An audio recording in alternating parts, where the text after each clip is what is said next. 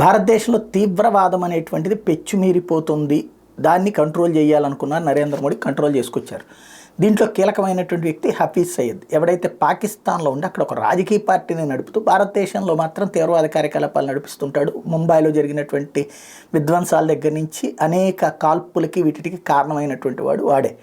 ఈ హఫీజ్ సయీద్ నిన్నటి ఎన్నికల్లో తను కూడా ప్రయత్నించాడు. అక్కడ ప్రజలు తీవ్రవాదం అంటే భారత్లో అల్లకల్లోలం చేసేటువంటి దుష్టులకి సపోర్ట్ చేస్తారు, ఓటేస్తారని భావించారు. కానీ పాకిస్తాన్ ప్రజలు మాత్రం ఆ తీవ్రవాది కొడుకు ఎన్నికల్లో పోటీ చేస్తే ఓడించారు చిత్తుగా.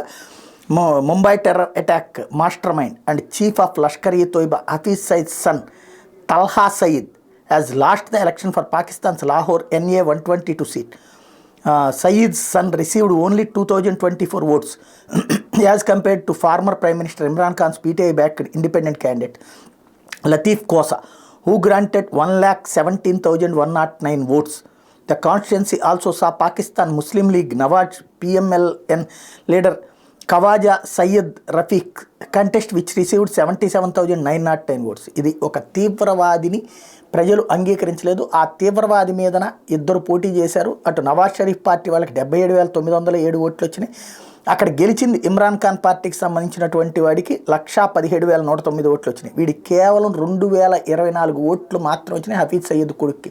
వీడు మాత్రం అక్కడ పెద్ద ఎత్తున హడావిళ్ళు చేశాడు. భారత్ని అంత చేశాను, ఎంత చేశాను, భారత్ని అంతం చేసినటువంటి శక్తి మాకే కాబట్టి మా కోటేయండి, నా కొడుకు కోటేయండి అని చెప్పి అడుగుతూ వచ్చాడు. కానీ ప్రజలు మాత్రం తిరస్కరించారండి.